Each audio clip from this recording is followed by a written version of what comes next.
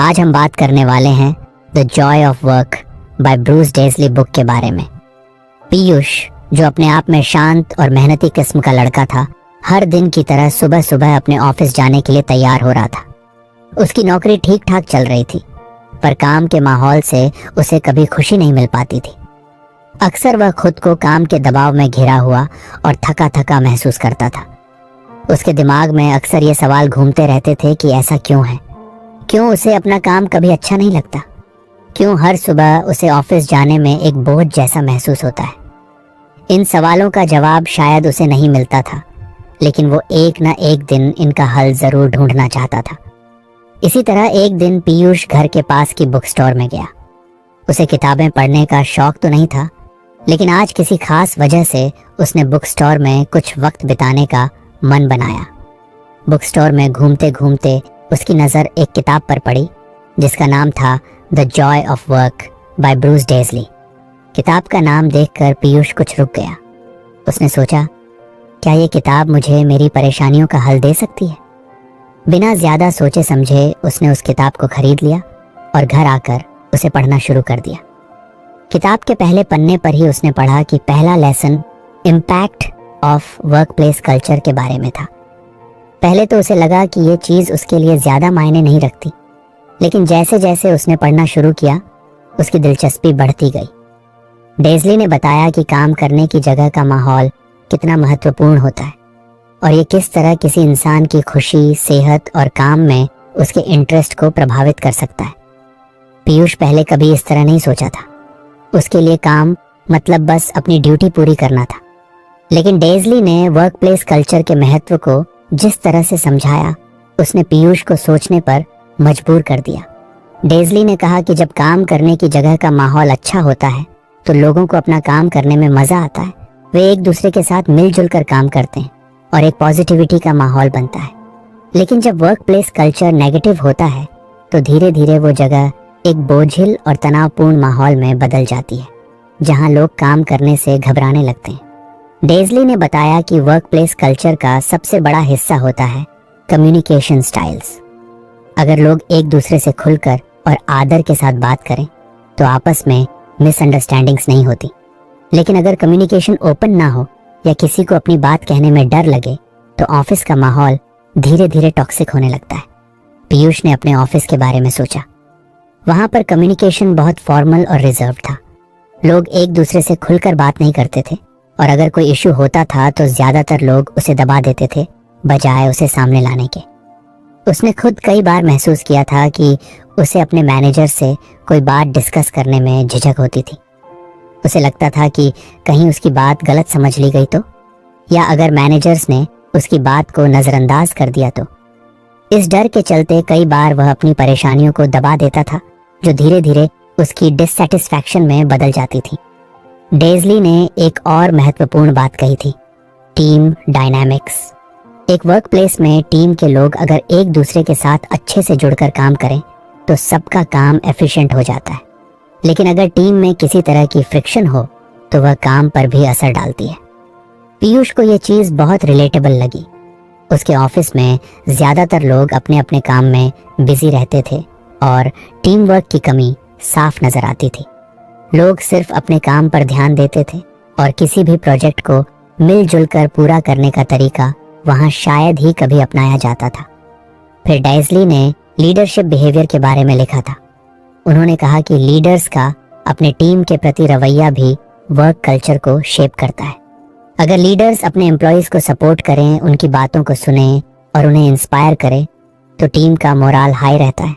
लेकिन अगर लीडर्स सिर्फ ऑर्डर्स देते हैं और अपने एम्प्लॉयज के प्रति इंडिफरेंट रहते हैं तो धीरे धीरे टीम में डिससैटिस्फैक्शन बढ़ जाती है। पीयूष ने अपने मैनेजर्स के बारे में सोचा। ज्यादातर मैनेजर्स बस टारगेट्स पर फोकस करते थे। वे कभी भी टीम की वेल बीइंग या मोटिवेशन की परवाह नहीं करते। पहला लेसन पढ़ने के बाद पीयूष को अपने ऑफिस की कल्चर के बारे में काफी कुछ समझ में आने लगा था।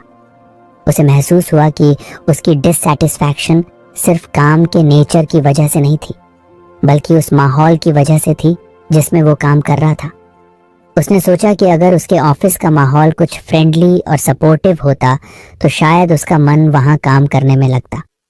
पीयूष ने आगे पढ़ते हुए सोचा कि वो खुद क्या कर सकता है जिससे उसका काम एनवायरनमेंट कुछ पॉजिटिव हो सके। उसने सोचा कि वो खुद अपनी कम्युनिकेशन स्टाइल को कुछ ओपन करने की कोशिश करेगा। अगर कोई इश्यू होगा तो वो उसे दबाएगा नहीं, बल्कि रिस्पेक्टफुली अपने सीनियर्स के सामने रखेगा। इससे भले ही बड़ी चीजें ना बदलें, पर शायद उसकी खुद की सोच कुछ खुली हो जाएगी। अगले दिन पीयूष ने ऑफिस में एक छोटा एक्सपेरिमेंट किया। लंच ब्रेक के दौरान उसने अपने कुछ कॉलीग्स को कैजुअल बातों में एंगेज किया। पहले तो सब थोड़े सरप्राइज थे, क्योंकि यूजुअली सब लोग बस अपने काम में लगे रहते थे, लेकिन धीरे धीरे उन्होंने भी बातचीत में इंटरेस्ट लेना शुरू किया। उस दिन का लंच ब्रेक कुछ रिलैक्स्ड और इंटरेस्टिंग था। अगर आपको हमारी फ्री समरी अच्छी लगती है तो आप हमारे चैनल को सब्सक्राइब कर सकते हैं, हमारी मेंबरशिप खरीद सकते हैं या हमें यूपीआई के थ्रू सपोर्ट कर सकते हैं। अब समरी पर वापस चलते हैं। पीयूष को महसूस हुआ कि बस छोटी छोटी चीज़ों से ही वर्क प्लेस का माहौल कुछ पॉजिटिव हो सकता है। उसने ठान लिया कि वो रोज कुछ ऐसा करने की कोशिश करेगा जिससे ऑफिस का माहौल कुछ हल्का और फ्रेंडली लगे। उसने देखा कि सिर्फ एक छोटी सी कोशिश ने ही उसके डे को कुछ बेहतर बना दिया था। वहां से उसने किताब के अगले चैप्टर की तरफ रुख किया, ये देखने के लिए कि आगे डेज़ली ने और क्या टिप्स दिए हैं जो वो अपनी लाइफ में अप्लाई कर सकता है।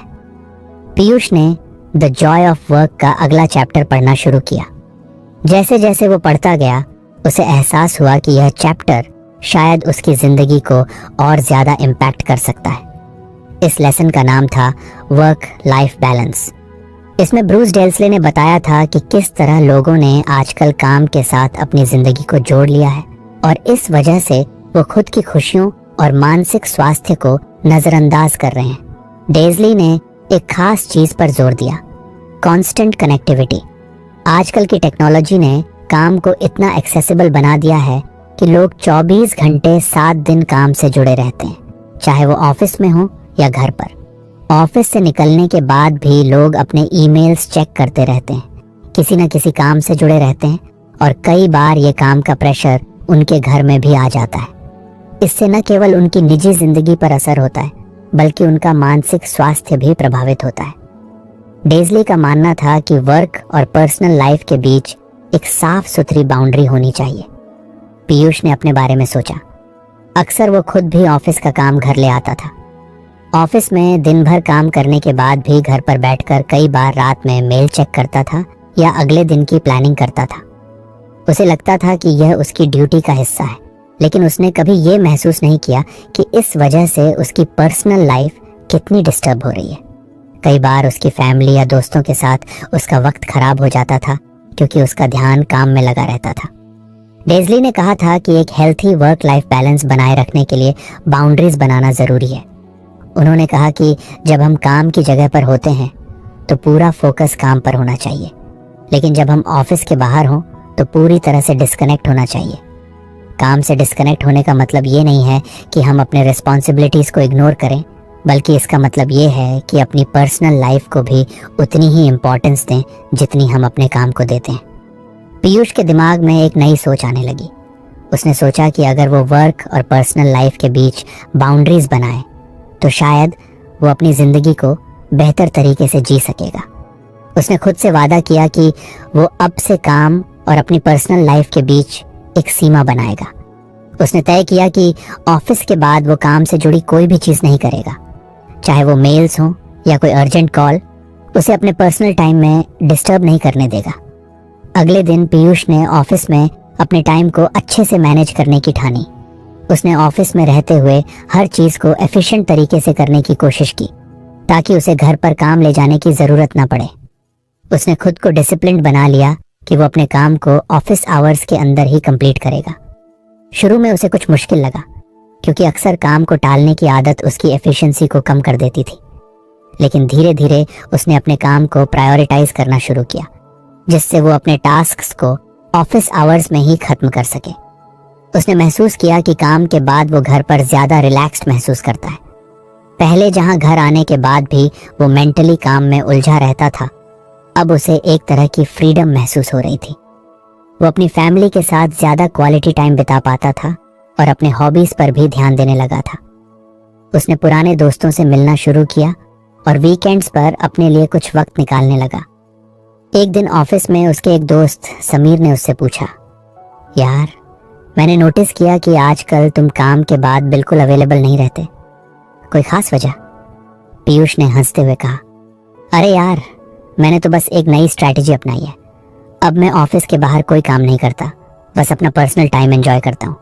डेजली की किताब में पढ़ा था कि वर्क लाइफ बैलेंस कितना जरूरी होता है और वही ट्राई कर रहा हूँ। समीर ने हैरानी से कहा, पर क्या तुम्हें नहीं लगता कि काम से पूरी तरह डिस्कनेक्ट होना कुछ रिस्की है?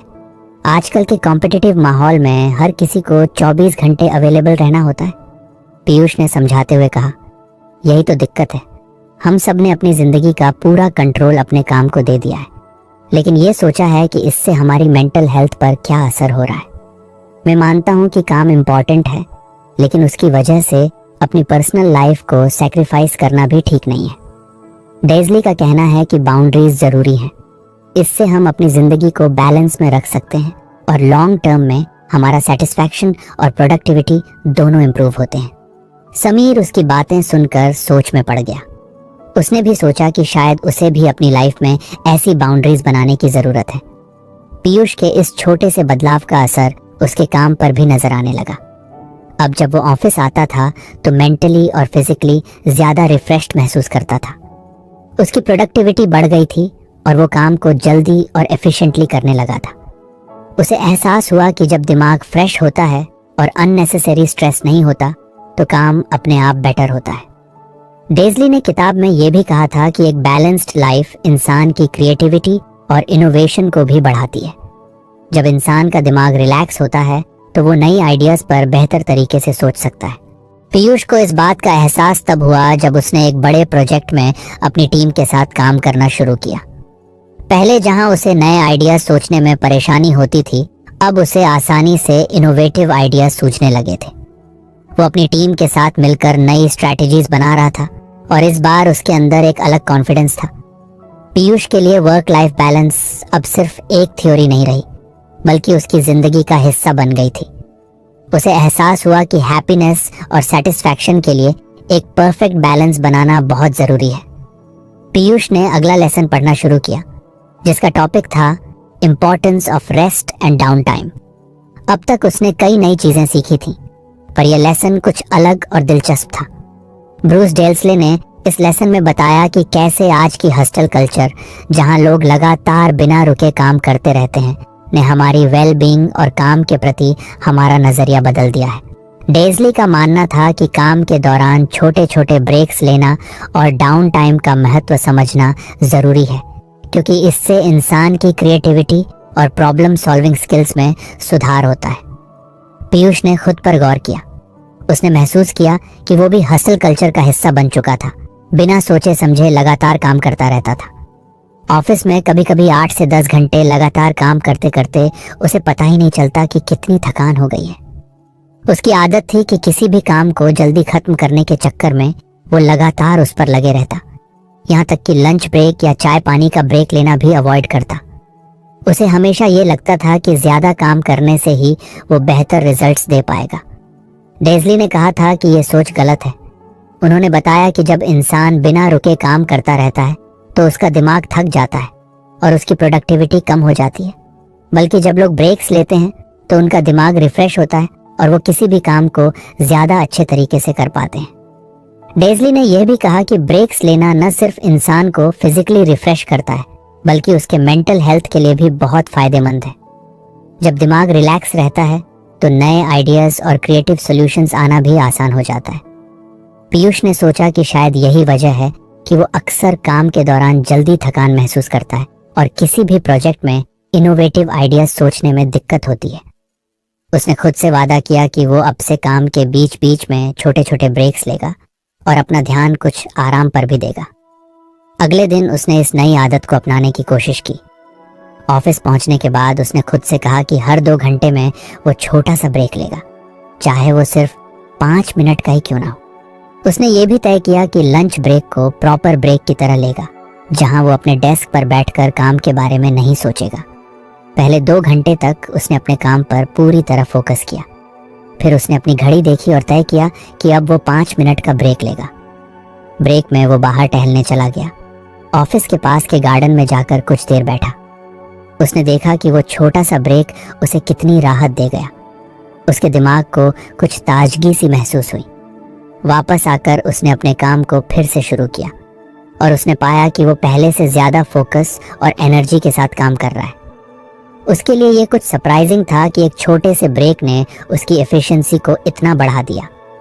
दिन भर उसने यही पैटर्न अपनाया, हर 2 घंटे बाद छोटा ब्रेक और प्रॉपर लंच ब्रेक जिसमें वो सिर्फ रिलैक्स करता।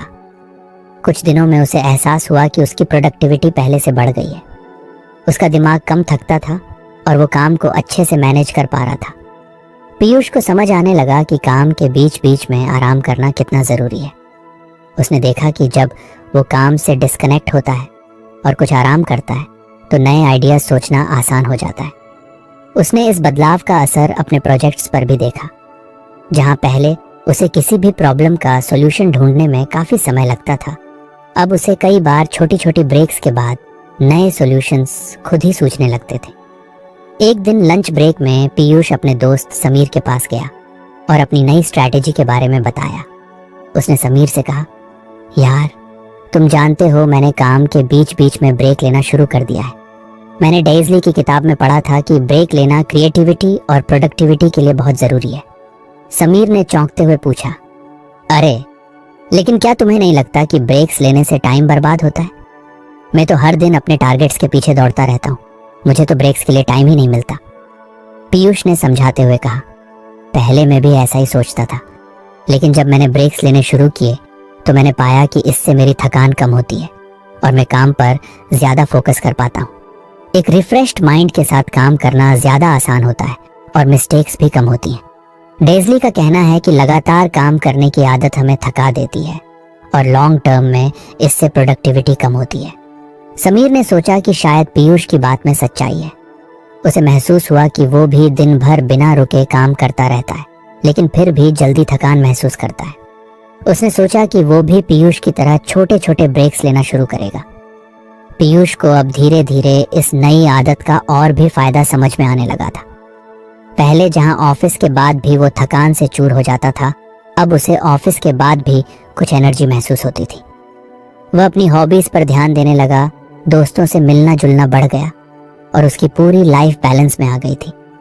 उसने महसूस किया कि जब उसका माइंड रिलैक्स होता है तो उसे काम के अलावा जिंदगी की बाकी चीज़ों में भी हैप्पीनेस महसूस होती है। अब उसे ये भी महसूस होने लगा कि वर्क कल्चर में एक बड़ा बदलाव यही है कि लोग अपने ब्रेक्स और रेस्ट को इग्नोर करते हैं। डेज़ली का ये लेसन उसे समझ में आ चुका था कि जिंदगी में हसल से ज़्यादा आराम और पीस का महत्व होता है। उसने खुद से वादा किया कि चाहे कितनी भी काम की प्रेशर हो, वो अपने रेस्ट और डाउन टाइम को इग्नोर नहीं करेगा। पीयूष ने द जॉय ऑफ वर्क का अगला लेसन खोला और पढ़ना शुरू किया। इस लेसन का नाम था इफेक्टिव कम्युनिकेशन। किताब में ब्रूस डेल्सले ने बताया था कि किसी भी वर्क प्लेस में कम्युनिकेशन कितना महत्वपूर्ण होता है और इसका सही तरीका अपनाने से टीम में यूनिटी और ट्रस्ट बढ़ता है। पीयूष को यह टॉपिक बहुत रिलेटेबल लगा क्योंकि उसके ऑफिस में कम्युनिकेशन को लेकर हमेशा एक रुकावट महसूस होती थी। लोग अपने आइडियाज़ और इश्यूज खुलकर शेयर नहीं करते थे और इसका असर टीम की प्रोडक्टिविटी और माहौल पर होता था। डेज़ली ने इस लेसन में बताया था कि इफेक्टिव कम्युनिकेशन का मतलब सिर्फ बात करना नहीं है, बल्कि ऐसे तरीके से बात करना है जिससे सामने वाला आपके विचारों को समझ सके और एक स्वस्थ बातचीत का माहौल बने। उन्होंने यह भी बताया कि ऑफिस में फेस टू फेस इंटरेक्शंस का महत्व कितना ज़्यादा होता है। आजकल ईमेल्स, चैट्स और मैसेजिंग के ज़रिए लोग कम्युनिकेशन तो करते हैं, लेकिन उनमें वह वार्मथ और कनेक्शन नहीं आ पाता जो फेस टू फेस बातचीत से आता है। पीयूष ने अपने ऑफिस के बारे में सोचा। उसने महसूस किया कि वहाँ ज़्यादातर लोग ईमेल या मैसेज के ज़रिए ही एक दूसरे से कम्युनिकेट करते थे। किसी इशू को लेकर फेस टू फेस बात करने के बजाय लोग एक दूसरे को फॉर्मल मेल्स भेजते थे। इसका नतीजा ये होता था कि कई बार बातें मिसअंडरस्टैंड हो जाती थी या फिर कुछ चीज़ें ठीक से कन्वे नहीं हो पाती थी। उसे डेज़ली की बात समझ में आने लगी कि अगर लोग फेस टू फेस बात करें तो न सिर्फ बातें क्लियर होती हैं, बल्कि टीम मेंबर्स के बीच बॉन्डिंग भी मजबूत होती है। डेज़ली ने पॉजिटिव लैंग्वेज का भी महत्व बताया था। उन्होंने कहा कि किसी भी वर्क प्लेस में पॉजिटिव लैंग्वेज एक सपोर्टिव माहौल बनाने में मदद करती है। जब लोग एक दूसरे से रिस्पेक्ट के साथ और पॉजिटिविटी से बात करते हैं तो टीम का मोराल हाई रहता है। पीयूष ने महसूस किया कि ऑफिस में कई बार बातचीत का टोन काफी फॉर्मल और ड्राई होता था, जिससे लोग एक दूसरे से कनेक्ट नहीं कर पाते थे। अगले दिन पीयूष ने अपने ऑफिस में इस लेसन को प्रैक्टिकली अप्लाई करने का फैसला किया। उसने सोचा कि वो कोशिश करेगा कि अपनी टीम के साथ फेस टू फेस इंटरेक्ट करे और जहां भी संभव हो पॉजिटिव लैंग्वेज का इस्तेमाल करे। पहले ही दिन एक मौका आया जब उसकी टीम में एक नए प्रोजेक्ट पर डिस्कशन हो रही थी। आमतौर पर लोग अपनी बातों को ईमेल या चैट पर डाल देते थे, लेकिन इस बार पीयूष ने अपने टीममेट्स को फेस टू फेस चर्चा करने के लिए कहा। उसने उन्हें अपने आइडियाज ओपन करने के लिए एनकरेज किया और खुद भी अपनी बात बिना किसी हेजिटेशन के सामने रखी। इस छोटे से बदलाव ने पूरे डिस्कशन का टोन ही बदल दिया। जहां पहले सब लोग अपने आइडियाज को लेकर हेजिटेंट रहते थे, वहां अब सभी ने खुलकर अपनी बातें शेयर की। पीयूष ने इस डिस्कशन में एक और चीज पर ध्यान दिया। उसने कोशिश की कि वह पॉजिटिव लैंग्वेज का इस्तेमाल करे। उसने अपने टीममेट्स की बातों को ध्यान से सुना और उनकी तारीफ भी की जहां जरूरी था। उसने देखा कि पॉजिटिव लैंग्वेज का असर कितना अच्छा होता है। इससे न सिर्फ उसका कॉन्फिडेंस बढ़ा, बल्कि उसकी टीम भी खुद को ज्यादा वैल्यूड महसूस करने लगी। उसके एक टीम मेंबर प्रिया ने डिस्कशन के बाद उससे कहा, पीयूष, आज की मीटिंग बहुत अच्छी रही। तुमने सबको फेस टू फेस डिस्कशन के लिए बुलाया और इससे हम सबको अपने थॉट्स खुलकर रखने का मौका मिला। यूजुअली तो हम बस ईमेल्स में अपने आइडियाज शेयर करते हैं और बात वहीं खत्म हो जाती है। पीयूष ने मुस्कुराते हुए कहा, हाँ प्रिया, मैंने ब्रूस डेल्सले की किताब में पढ़ा था कि फेस टू फेस इंटरेक्शन से टीम के लोग ज्यादा कनेक्टेड महसूस करते हैं। ईमेल्स या चैट्स में बातें अक्सर सही तरीके से कन्वे नहीं हो पाती, और मैंने ये भी समझा कि पॉजिटिव लैंग्वेज और ओपन डायलॉग से टीम का माहौल कितना अच्छा हो सकता है। प्रिया ने उसकी बातें सुनकर सहमति में सिर हिलाया और कहा, यह सच में काम करता है। आज का डिस्कशन बहुत प्रोडक्टिव रहा और मुझे लगता है कि हम इस प्रोजेक्ट को अच्छे से हैंडल कर पाएंगे। पीयूष ने देखा कि इस छोटे से बदलाव ने उसकी टीम के डायनामिक्स को किस तरह से इंप्रूव किया। उसने ठान लिया कि वो आगे भी इसी तरह की प्रैक्टिसेस अपनाएगा। उसने यह भी सोचा कि अगर उसकी टीम के दूसरे लोग भी इफेक्टिव कम्युनिकेशन के इन टिप्स को अपनाएं तो ऑफिस का माहौल और भी सपोर्टिव और कोलैबोरेटिव बन सकता है। डेज़ली ने ओपन डायलॉग की इंपॉर्टेंस पर भी जोर दिया था। उन्होंने कहा कि एक हेल्थी टीम एनवायरनमेंट में ओपन डायलॉग बहुत जरूरी है। इसका मतलब है कि हर कोई अपने आइडियाज और कंसर्न्स बिना किसी डर या झिझक के सामने रख सके। पीयूष ने इस पर भी गौर किया कि उसके ऑफिस में अक्सर लोग अपनी परेशानियों को दबा देते थे, क्योंकि उन्हें डर होता था कि कहीं उनकी बातों को गलत समझा ना जाए या उन्हें जज न किया जाए। इस सोच को बदलने के लिए पीयूष ने एक नई अप्रोच अपनाई। उसने अपनी टीम के साथ इनफॉर्मल बातचीत करना शुरू किया ताकि लोग उसे अप्रोचेबल समझें और अपने इश्यूज ओपन करने में कंफर्टेबल महसूस करें। एक दिन उसकी टीम का एक जूनियर आकाश एक समस्या को लेकर कुछ परेशान था। पीयूष ने उसे देखा और सोचा कि उसे एनकरेज करना चाहिए ताकि वो अपनी बात खुलकर रख सके। पीयूष ने उससे कैजुअली बातचीत शुरू की और धीरे धीरे उसे अपनी परेशानी के बारे में बात करने के लिए मोटिवेट किया। आकाश ने बताया कि उसे एक टास्क में दिक्कत आ रही है, लेकिन उसे ये कहने में हेजिटेशन हो रही थी क्योंकि उसे डर था कि बाकी लोग उसे इनएक्सपीरियंस्ड समझेंगे। पीयूष ने उसकी बात ध्यान से सुनी और उसे समझाया, देखो आकाश, यहाँ सब लोग सीखने के लिए ही हैं। अगर कोई चीज समझ में नहीं आती तो पूछने में कोई हर्ज नहीं है। मैं भी जब नया था तो मुझे भी कई चीजों में दिक्कत आती थी। यहाँ हम सब एक टीम है और एक दूसरे की मदद करना ही हमारी स्ट्रेंथ है। आकाश उसकी बातें सुनकर कुछ कॉन्फिडेंट महसूस करने लगा। उसने पीयूष को धन्यवाद दिया और अपनी समस्या को खुलकर साझा किया। पीयूष ने उसकी मदद की और दोनों ने मिलकर उस टास्क को आसानी से कंप्लीट कर लिया। इस छोटी सी बातचीत ने आकाश को एक सेंस ऑफ बिलोंगिंगनेस और ट्रस्ट दिया। इस घटना के बाद पीयूष ने देखा कि टीम के बाकी लोग भी उससे अपने आइडियाज और इश्यूज ओपनली डिस्कस करने लगे। एक अच्छी कम्युनिकेशन कल्चर की शुरुआत होते देखना उसके लिए बहुत रिवॉर्डिंग था। उसने महसूस किया कि इफेक्टिव कम्युनिकेशन से टीम में ट्रस्ट और कोलैबोरेशन बढ़ता है, जिससे सभी का मोराल भी इम्प्रूव होता है। पीयूष को अब यह समझ में आने लगा था कि डाइजली ने इफेक्टिव कम्युनिकेशन पर इतना जोर क्यों दिया है। उसने खुद महसूस किया कि जब लोग एक सपोर्टिव माहौल में ओपन होकर कम्युनिकेट करते हैं तो टीम का हर सदस्य वैल्यूड और रिस्पेक्टेड महसूस करता है। अब पीयूष के लिए इफेक्टिव कम्युनिकेशन सिर्फ एक टेक्निक नहीं रह गई थी, बल्कि उसकी टीम कल्चर का हिस्सा बन चुकी थी। उसने यह ठान लिया कि वह इस हेल्थी कम्युनिकेशन एनवायरनमेंट को बनाए रखेगा ताकि उसका ऑफिस एक सपोर्टिव और कोलैबोरेटिव वर्क प्लेस बन सके। पीयूष ने अगले लेसन की ओर रुख किया, जिसका नाम था लीडरशिप एंड मैनेजमेंट प्रैक्टिसेस। किताब में ब्रूस डेल्सले ने बताया कि एक वर्क प्लेस में लीडरशिप का कितना बड़ा रोल होता है।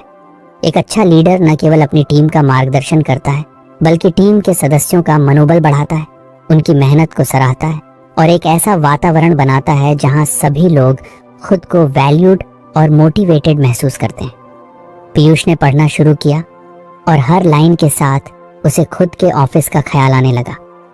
उसने देखा कि उसके ऑफिस में भी कुछ लीडर्स थे जो अपनी टीम के साथ काफी सपोर्टिव थे, लेकिन कुछ ऐसे भी थे जो केवल टारगेट्स और डेडलाइंस पर ही ध्यान देते थे। डेज़ली ने इस लेसन में बताया था कि एक लीडर का सबसे बड़ा काम सिर्फ टास्क्स को मैनेज करना नहीं, बल्कि लोगों का ख्याल रखना और एक ऐसा माहौल बनाना है जहां हर कोई खुलकर अपने आइडियाज रख सके और अपनी क्षमताओं का पूरा इस्तेमाल कर सके। डेज़ली ने कुछ इफेक्टिव मैनेजमेंट प्रैक्टिसेस भी सुझाई थी। एक बात जो उसे खास लगी वो थी कि लीडर्स को हमेशा अपनी टीम के लोगों को अप्रिसिएशन देना चाहिए। इंसान को अपने काम की सराहना बहुत मोटिवेट करती है, और अगर कोई लीडर अपने टीम मेंबर्स की अचीवमेंट्स को पहचानता है तो टीम का मोराल अपने आप बढ़ जाता है। पीयूष ने यह महसूस किया कि उसके ऑफिस में कई लोग कड़ी मेहनत करते हैं, लेकिन उन्हें उनकी मेहनत के लिए कभी प्रॉपर रिकॉग्निशन नहीं मिलता। इससे कई बार वे लोग डिमोटिवेटेड महसूस करते हैं। पीयूष ने ठान लिया कि वह इस लेसन को अपने काम में अपनाने की कोशिश करेगा। उसने सोचा कि भले ही वह अभी एक ऑफिशियल लीडर ना हो, लेकिन वह अपनी टीम के लिए एक अच्छा सपोर्ट सिस्टम बनने का प्रयास कर सकता है। अगले ही दिन उसने यह कदम उठाना शुरू किया। उसकी टीम में एक नया प्रोजेक्ट चल रहा था जिसमें उसकी सहकर्मी नेहा ने बहुत मेहनत की थी। प्रोजेक्ट की रिपोर्ट्स में नेहा का काम साफ झलक रहा था और पीयूष ने इसे नोटिस किया। पीयूष ने सोचा कि वह नेहा को ओपनली अप्रिशिएट करेगा ताकि बाकी टीम मेंबर्स को भी लगे कि उनकी मेहनत की कदर की जाती है। अगले मीटिंग में उसने नेहा के काम की तारीफ की और सबके सामने कहा, नेहा, तुमने इस प्रोजेक्ट में बेहतरीन काम किया है। मैं देख सकता हूँ कि तुमने कितनी मेहनत की है और इससे हमारा प्रोजेक्ट कितना अच्छा दिख रहा है। तुमने टीम का मोराल बढ़ाया है। नेहा ने यह सुनकर मुस्कुराते हुए धन्यवाद कहा। बाकी टीम मेंबर्स ने भी उसे अप्रिशिएट किया और वहां एक पॉजिटिव माहौल बन गया। नेहा के चेहरे पर संतोष और खुशी साफ झलक रही थी। पीयूष ने देखा कि इस एक छोटे से जेस्चर ने उसकी टीम का कितना बड़ा असर डाला। अब टीम के बाकी लोग भी अपने काम को ज्यादा पॉजिटिव लेने लगे थे और उनकी प्रोडक्टिविटी में भी फर्क दिखने लगा था। डेज़ली ने लीडर्स के रोल के बारे में यह भी कहा था कि उन्हें अपनी टीम के साथ ट्रस्ट का रिश्ता बनाना चाहिए। जब टीम के सदस्य अपने लीडर पर भरोसा करते हैं तो वे अपनी बातों को बिना किसी झिझक के खुलकर रखते हैं। एक अच्छी टीम में हर कोई अपनी रिस्पॉन्सिबिलिटीज को लेकर अकाउंटेबल होता है, और ये सेंस ऑफ अकाउंटेबिलिटी तब आता है जब लोग अपने लीडर से कनेक्टेड महसूस करते हैं। पीयूष ने यह सोचा कि वह अपने टीममेट्स के साथ ऐसा भरोसे का रिश्ता बनाएगा। उसने अपनी टीम के साथ एक कैजुअल मीटिंग रखी जिसमें कोई स्पेसिफिक एजेंडा नहीं था। वह चाहता था कि सब लोग फ्रीली अपने आइडियाज और कंसर्न्स शेयर कर सकें। उसने एक आरामदायक माहौल बनाने की कोशिश की ताकि कोई भी अपनी बात कहने में हिचके नहीं। इस मीटिंग में उसकी टीम के एक सदस्य मोहित ने एक चिंता जाहिर की। उसने कहा कि पिछले कुछ समय से काम का दबाव बहुत बढ़ गया है और उसे खुद के लिए टाइम निकालने का मौका नहीं मिल रहा। पीयूष ने उसकी बात ध्यान से सुनी और उसे बताया, देखो मोहित, अगर तुम्हें काम के दबाव की वजह से कोई दिक्कत हो रही है तो मुझे बताओ। हम एक टीम है और हमें एक दूसरे का सपोर्ट करना चाहिए। तुम अपने वर्कलोड को मैनेज करने में मेरे साथ ओपनली डिस्कस कर सकते हो। मोहित ने महसूस किया कि पीयूष उसकी बातों को सुन रहा है और उसे समझने की कोशिश कर रहा है। इससे उसे कॉन्फिडेंस मिला कि उसकी बातों का महत्व है। धीरे धीरे बाकी टीममेट्स ने भी अपनी बातें शेयर करनी शुरू की। सभी को एक साथ बैठकर अपने थॉट्स और चैलेंजेस को खुलकर रखने का मौका मिला। इस बातचीत के बाद पीयूष ने अपनी टीम के लिए एक नया सपोर्ट सिस्टम तैयार किया, जिसमें हर कोई अपने चैलेंजेस और टास्क्स के बारे में बात कर सकता था और मदद मांग सकता था। पीयूष को यह समझ में आने लगा कि लीडरशिप का असली मतलब लोगों के साथ काम करना और उन्हें उनके काम में सपोर्ट देना है। उसने सीखा कि सिर्फ काम के टारगेट्स हासिल करना ही लीडरशिप नहीं है, बल्कि एक ऐसे एनवायरनमेंट का निर्माण करना भी लीडरशिप का हिस्सा है, जिसमें हर कोई वैल्यूड महसूस करे। इस लेसन में डाइजली ने एक और महत्वपूर्ण बात कही थी। लीडर्स को हमेशा अपने लोगों के साथ सही और साफ कम्युनिकेशन करनी चाहिए। उन्होंने बताया कि एक अच्छा लीडर वही है जो अपनी टीम के साथ ईमानदारी और क्लैरिटी के साथ बात करता है। कई बार टीम के लोग यही सोचते हैं कि उनके लीडर उनकी बातें ठीक से नहीं समझ रहे हैं या उनका ध्यान उनके काम की समस्याओं पर नहीं है। पीयूष ने महसूस किया कि उसकी टीम के लोग भी कभी कभी इसी तरह की फीलिंग्स रखते हैं। पीयूष ने तय किया कि वह अपनी टीम के साथ हमेशा क्लियर और ट्रांसपेरेंट कम्युनिकेशन रखेगा। उसने अपने टीममेट्स से कहा, अगर आप में से किसी को कोई भी प्रॉब्लम हो तो आप मुझसे डायरेक्टली बात कर सकते हैं। हम सब एक टीम है और हमें एक दूसरे का सपोर्ट करना चाहिए। कुछ ही समय में पीयूष की टीम में बदलाव आने लगे। लोग अब ज्यादा फ्रीली अपने आइडियाज और कंसर्न्स शेयर करने लगे। वे जानते थे कि उनका लीडर उनकी बातों को समझेगा और उनके लिए सही गाइडेंस और सपोर्ट देगा। इस ओपननेस ने टीम के काम करने के तरीके को बदल दिया था और सबकी परफॉर्मेंस में भी सुधार दिखने लगा था।